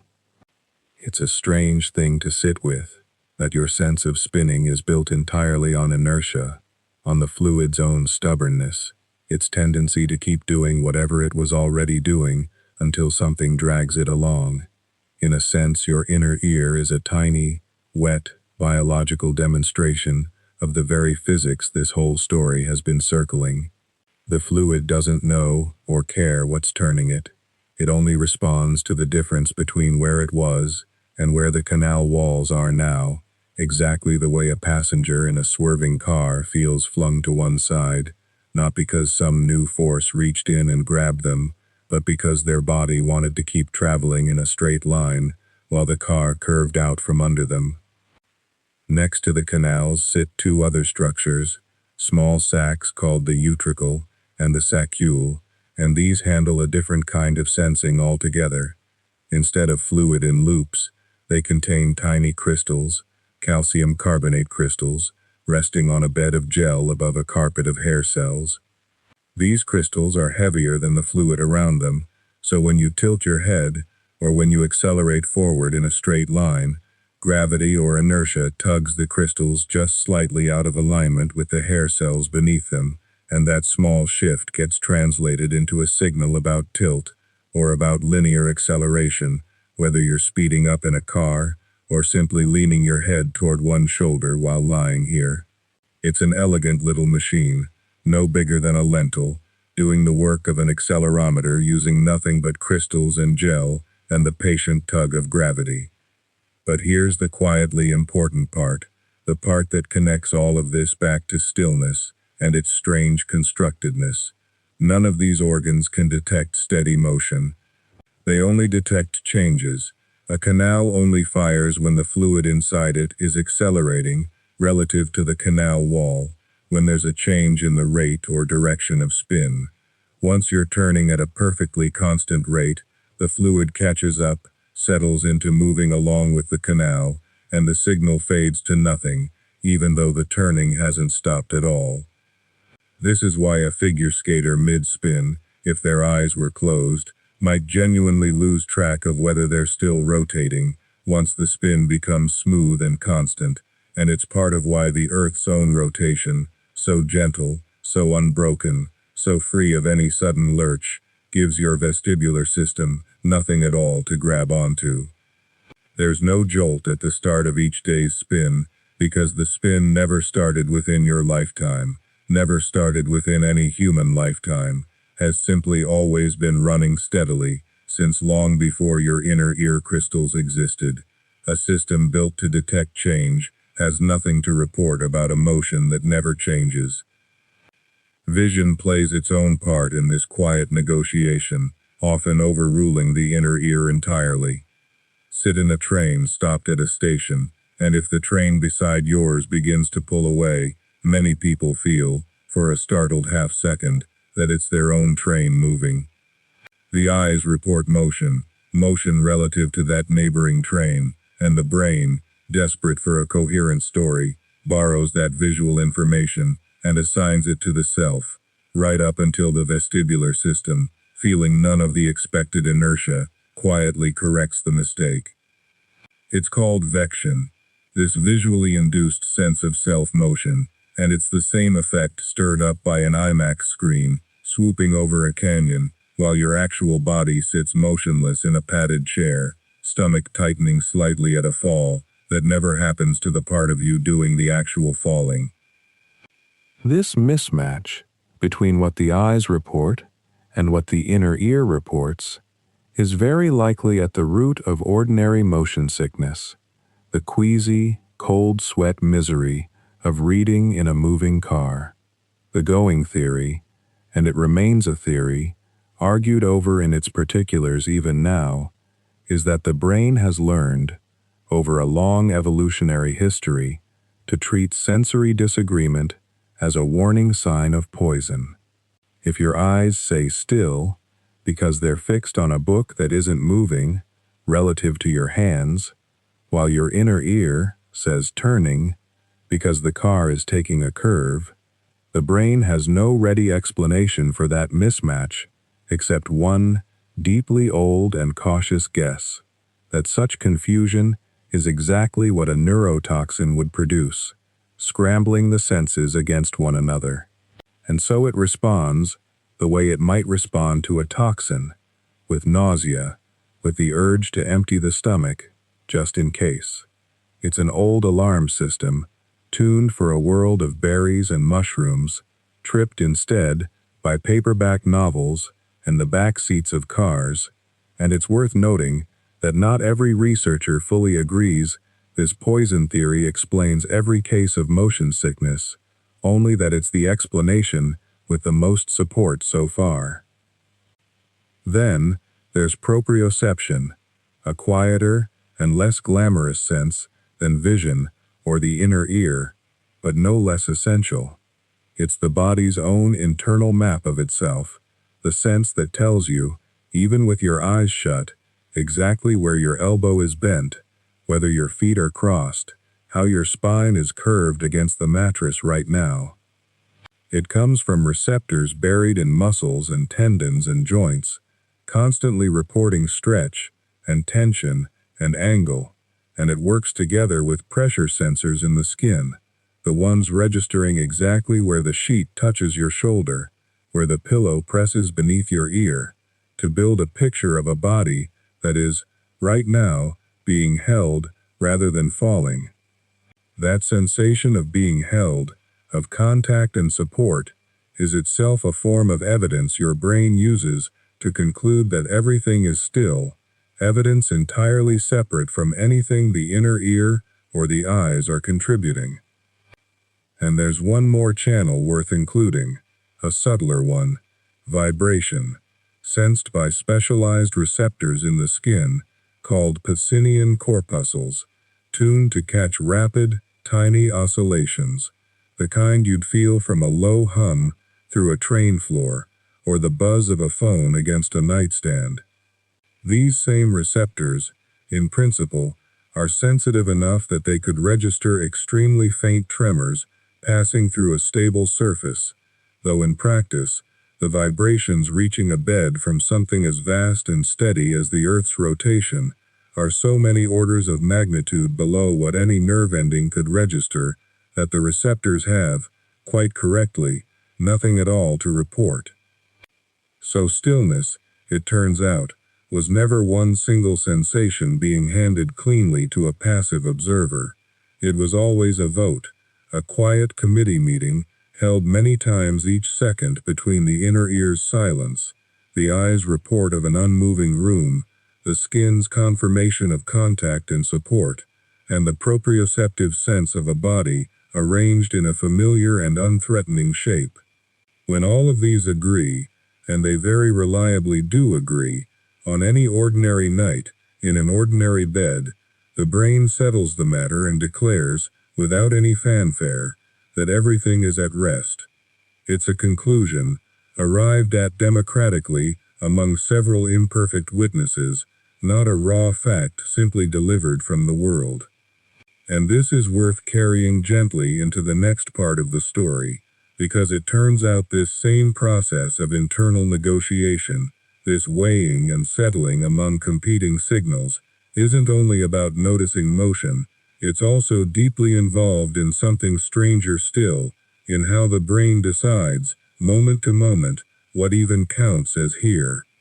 Let's leave that question of here resting quietly for a moment and turn instead toward a different kind of stillness. Not the stillness of a body in bed, but the stillness people once assigned to the whole world, and the very long, very human process of gently, patiently taking it away.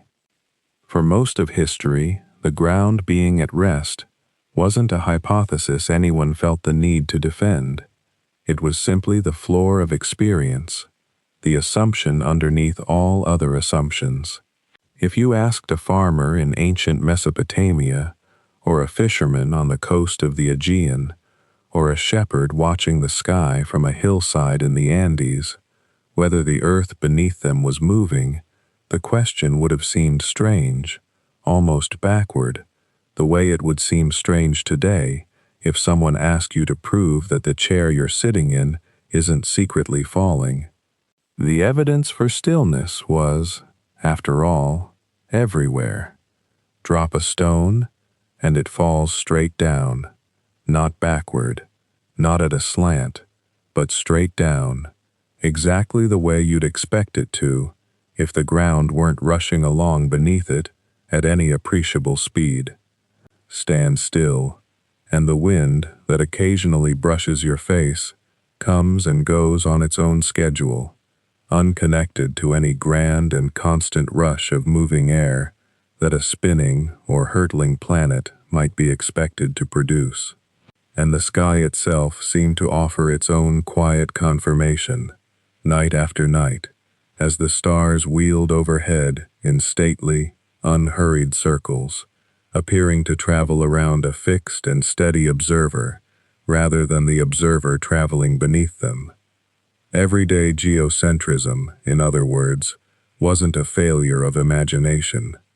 It was careful reasoning from careful observation, and for a very long time, every observation available pointed the same way. The ancient Greek astronomers, who first tried to formalize these observations, weren't sloppy thinkers either. Aristotle, writing in the 4th century BCE, considered the possibility of a moving earth and rejected it partly on physical grounds that felt, to him, entirely sound. If the earth were spinning, he reasoned, then a stone thrown straight up should land some distance to the west, since the ground would have moved on without it during its brief flight. It doesn't. He watched, and it doesn't, and so the model that fit what he could actually see was a still earth at the center of a rotating cosmos. A few centuries later, the astronomer Claudius Ptolemy, working in Alexandria, refined this picture into something mathematically powerful, a system of circles, and smaller circles riding on those circles, called epicycles, that could predict the positions of the planets with real and useful accuracy. It's worth pausing on that word, useful, because the Ptolemaic system wasn't some embarrassing historical error waiting to be laughed at. It worked. Sailors could use it, calendar makers could use it, and for well over 1,000 years, nobody had a better alternative that fit the data even as well. Then, in the 16th century, a Polish astronomer and church canon named Nicolaus Copernicus began quietly circulating a different idea, one he apparently sat on for decades before allowing it to be published, reportedly seeing a printed copy of his own book, De Revolutionibus Orbium Coelestium, only on the day he died in 1543. Copernicus proposed that the sun, not the earth, sat at the center, and that the earth was simply one more planet, spinning on its axis and orbiting alongside the others. It's tempting, looking back, to imagine this as some triumphant unveiling, but that isn't quite what happened. Copernicus's model was elegant in some ways and clunky in others, still relying on extra circles to match observations precisely, and it offered no explanation at all for the most obvious objection anyone could raise, the same one this whole story keeps circling back to. If the Earth is really spinning and hurtling through space, why can't anyone feel it? Why doesn't loose dust fly off the surface? Why don't birds get left behind by their nests? For decades, this wasn't a fringe objection. It was the single strongest argument against the whole idea, made by serious, careful people who had no reason to doubt their own senses and every reason to trust them. It took the work of Galileo Galilei, working mostly in Padua and Florence in the early 17th century, to begin dismantling that objection, and he did it not by arguing about the Earth directly, but by thinking very carefully about ships. Galileo pointed out that if you're below decks on a smoothly sailing vessel, with no window to the outside, there is no experiment you can perform, no ball you can drop, no insect you can watch fly across the cabin, that will tell you whether the ship is at rest in harbor or gliding steadily forward on calm water. Everything behaves exactly the same either way. This idea, that uniform motion is fundamentally undetectable from the inside, without a reference to something outside yourself, is now called Galilean relativity, and it was the first real crack in the ancient objection. The Earth could be moving smoothly, carrying its air and its birds and its dust along with it, the same way the ship carries its cabin and its cargo, and nothing on board would feel any different. It didn't prove the Earth moved. It simply removed the argument that had been used to insist it couldn't. Galileo also turned one of the newly invented telescopes toward the sky and found things that fit uneasily into the old picture. He saw moons circling Jupiter, tiny lights that clearly did not orbit the Earth, proving that at least one other body in the heavens could be a center of motion for smaller things around it. He saw that Venus went through phases, like a miniature moon, waxing and waning in a pattern that made far more sense if Venus orbited the Sun than if it orbited the Earth. None of this was a photograph of the Earth spinning. No one had that kind of proof yet, but piece by piece, the picture of a single unmoving center was becoming harder and harder to hold on to without contortion. It was Isaac Newton, later in that same century, who gave the moving Earth its proper physical foundation, folding falling apples and orbiting moons into a single set of laws that explained why things move the way they do, and crucially, why a rider on a smoothly moving body doesn't feel that motion as some special force pressing on them.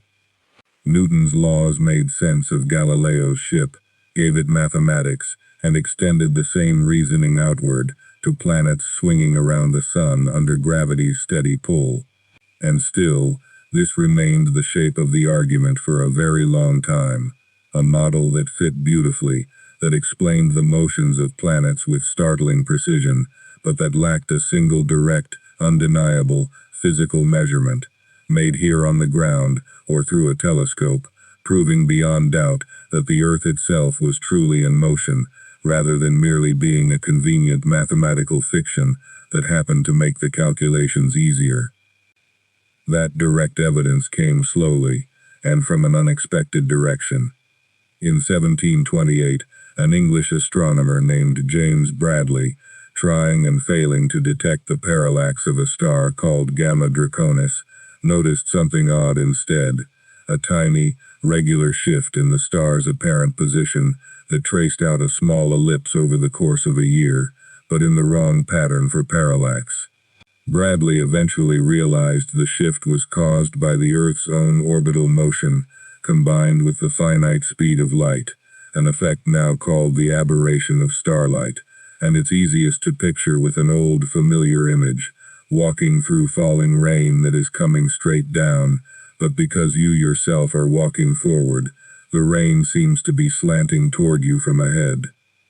Starlight, arriving at a telescope carried along by a moving Earth, shows exactly this same kind of slant, and the amount of slant matched precisely what would be expected if the Earth really were sweeping through its orbit at the speed Newton's model predicted.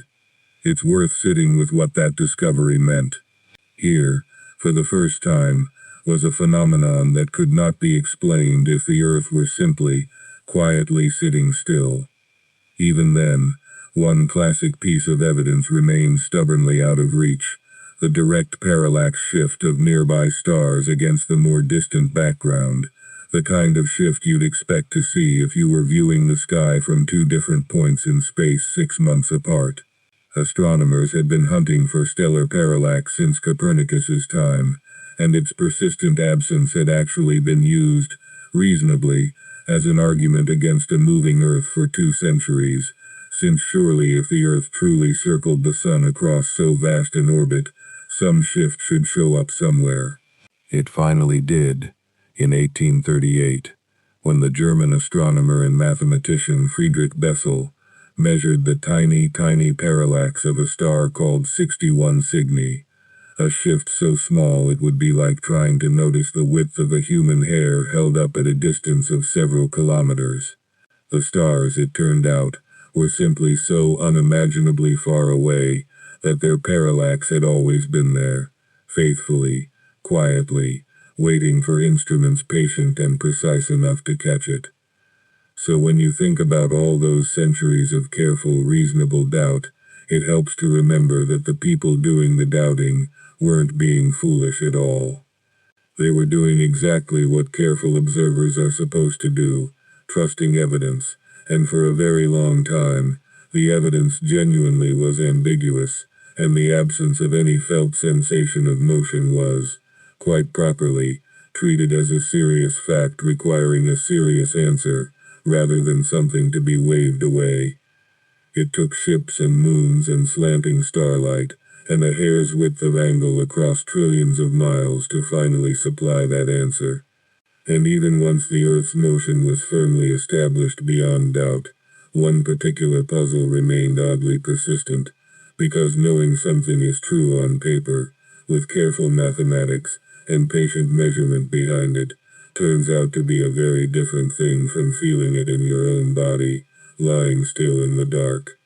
Let's leave those old telescopes and their patient astronomers for a moment and step forward into a much newer chapter of this story, one built not from starlight, but from spinning rings of laser light, orbiting satellites, and clocks so precise they can hear the planet turning beneath them. Because here is a strange and comforting thought to carry into sleep. Today, this very night, in laboratories scattered around the world, there are instruments that do not need moons or trigonometry or centuries of patient waiting. They simply sit in a room, quietly, and register the Earth's rotation directly, the way a thermometer registers heat. Today, the ring laser gyroscope. Picture a triangle or a square, its sides made of hollow tubes of glass or ceramic, sealed and mounted on a slab of the most stable material scientists can find, sometimes a kind of glass ceramic that barely expands or contracts, even when the temperature shifts. Inside those tubes, laser light travels around and around the loop in 2 directions at once, one beam going clockwise, the other counterclockwise, endlessly circling. If the whole apparatus were truly motionless in space, both beams would complete their loop in exactly the same time, arriving back where they started, perfectly in step, like 2 swimmers doing identical laps in a pool, never gaining or losing distance on each other. But the apparatus is not motionless.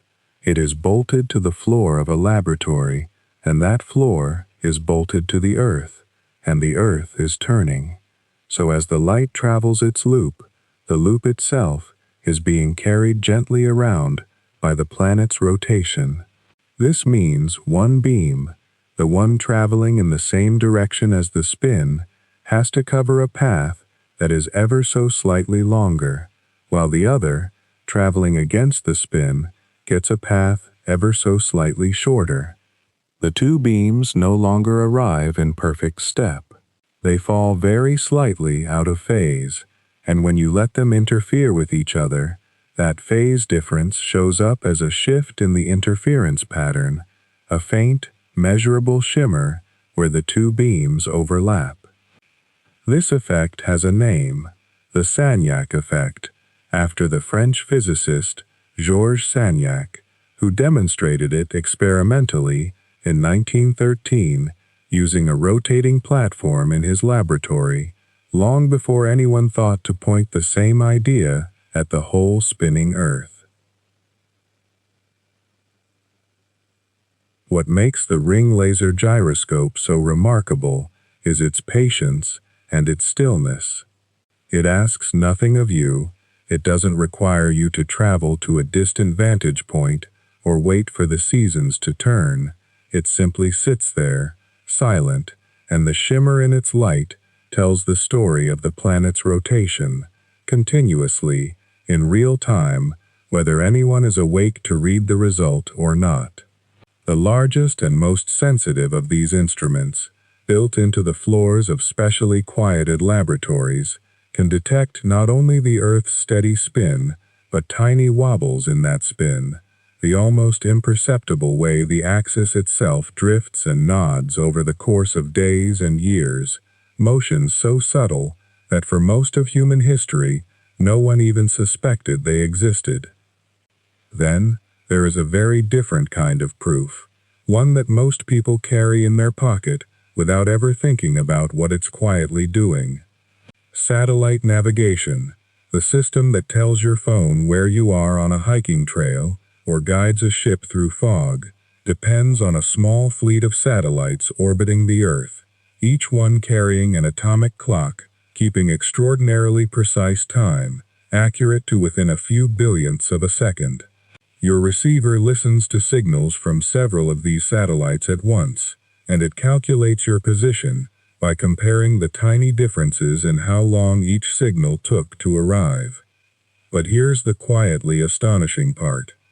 For this to work at all, the engineers who designed the system had to account, deliberately and carefully, for the fact that the Earth is rotating beneath those satellites while the signals are in flight. If they ignored that rotation, positions would be wrong, not by some abstract theoretical amount, but by tens of meters, enough to put your calculated location on the wrong street entirely. So built into the mathematics of every satellite navigation system is a rotating reference frame, a correction that exists for no reason other than the fact that the ground you're standing on is not staying still while the signal travels down to meet it. Every time a plane lands using satellite guidance, every time a ship threads a narrow channel in the dark, the Earth's rotation has already been accounted for, silently, in the numbers, whether or not anyone aboard gives it a single thought. Weather satellites tell a similar story, though from the opposite direction, looking down rather than being looked up at. Many of them sit in what's called geostationary orbit, positioned so far out, about 36,000 kilometers above the equator, that their orbital speed exactly matches the rotation of the Earth beneath them.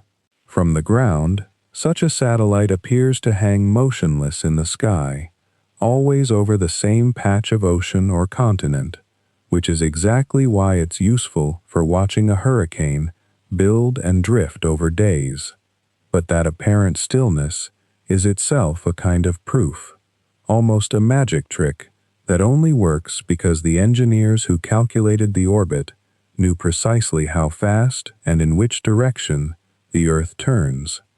Get that rotation rate wrong by even a small amount, and the satellite would slowly drift across the sky instead of holding its position, and the weather images it sends home would show the disk of the Earth sliding sideways, day by day, out from under its own camera. There is also a technique called very long baseline interferometry, which sounds forbidding, but rests on an idea almost as simple as timing an echo. Radio telescopes, scattered across different continents, sometimes thousands of kilometers apart, all point at the same distant object in deep space, often a quasar, one of those extraordinarily bright and extraordinarily far away galactic cores. Because the telescopes are spread across the Earth's surface, and because the Earth is turning, each telescope's exact position and orientation relative to that distant quasar is constantly, subtly changing over the course of a day. By comparing the tiny differences in when the same radio signal arrives at each telescope, scientists can measure the Earth's rotation with breathtaking precision, precise enough to detect that the length of a day is not perfectly constant, that it stretches and shrinks by fractions of a millisecond depending on the season, on the shifting of ocean currents, even on the way winter snow redistributes weight across the northern continents. It's a strange thing to consider, drifting toward sleep, that the planet beneath you is not just spinning, but breathing, very slightly, in its rotation, and that distant radio telescopes, listening to ancient light from galaxies far beyond our own, are the instruments patient enough to notice. It's worth pausing, though, to draw a careful distinction, because not everything that seems to show the Earth turning is actually measuring the same kind of thing. A time-lapse video of stars wheeling overhead, filmed with a camera left open through the night, is a beautiful and honest record of rotation, but it works the same way a photograph of car headlights streaking down a highway works, capturing apparent motion across the sky rather than reaching down and feeling the turning directly.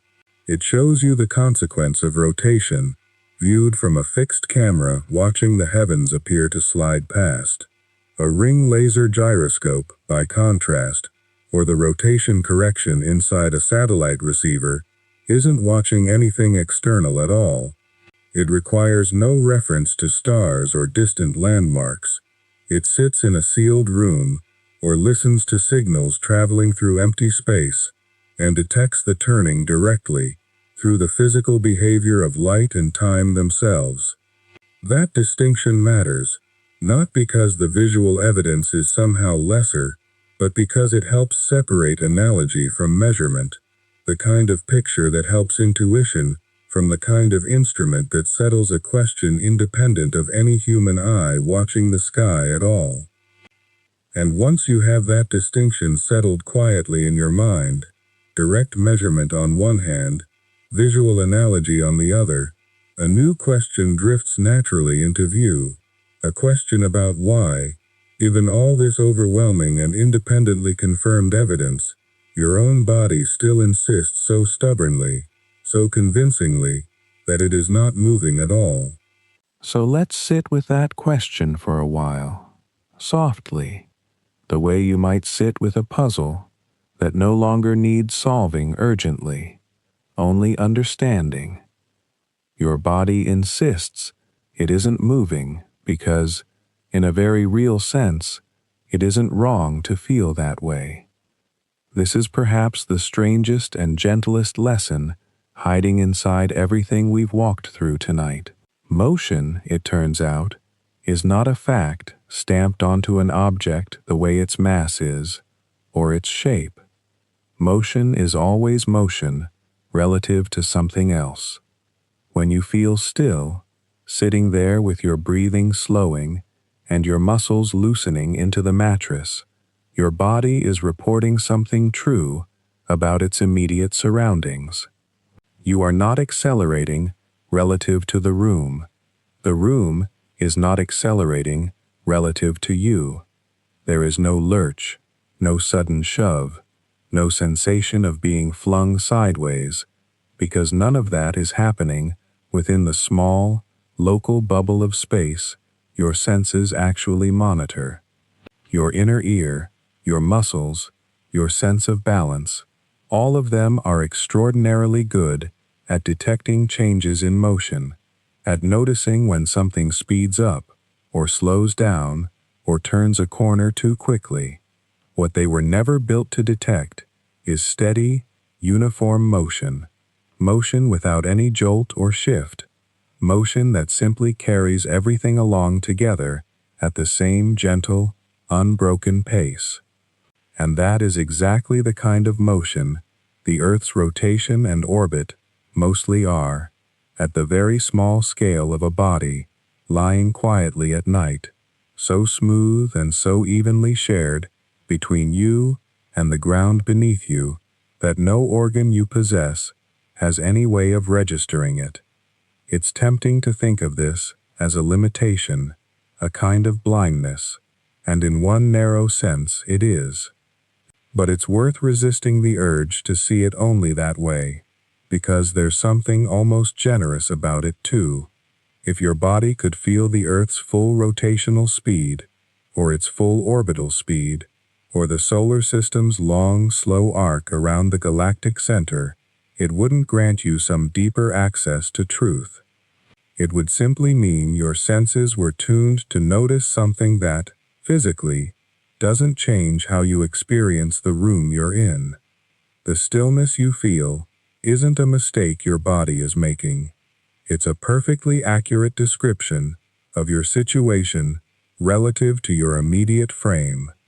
The confusion only appears when we quietly assume there must be one single correct frame, one true resting place from which everything else's motion should be measured, and that everything not measured from that place is somehow an illusion. That assumption feels natural. It has felt natural to nearly every culture that has ever looked up and wondered what stood still while the rest of the world moved. But physics, especially since the work of Einstein in the early years of the 20th century, has never found evidence that such a place exists. Not the Earth, not the Sun, not even the center of the galaxy, has ever turned out to be the one true anchor point of the universe. Each of them makes a perfectly good frame of reference for certain purposes.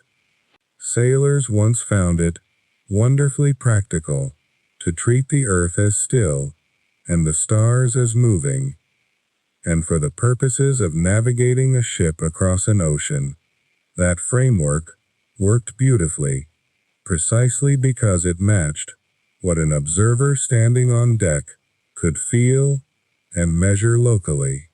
Astronomers, charting the orbits of planets, found it far more useful to treat the Sun as the fixed point, because from that vantage, the paths of Mercury and Venus and Mars trace out clean, elegant ellipses, instead of the looping, tangled patterns they seem to draw when watched from a turning Earth. Neither of these choices is the truth arriving to correct the other's error. They are both accurate descriptions, built for different questions, anchored to different frames, and each fully consistent within itself. This is, in its own quiet way, one of the more freeing ideas to rest your mind on before sleep. We spend so much of our waking lives searching for the one correct way to see a situation, the single vantage point that will finally make everything clear and settled. And here, in the deepest physical description we have of motion itself, the universe seems to gently decline to provide one. Rest, in the language of relativity, is not a property that belongs to any single place. It's not a title the universe hands out to one favored object while judging all the rest to be in motion.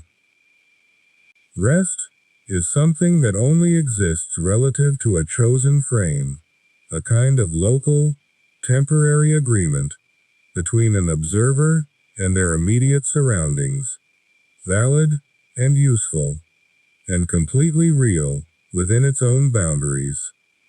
and not the least bit diminished by the fact that some other observer, in some other frame, would describe the very same events as motion instead.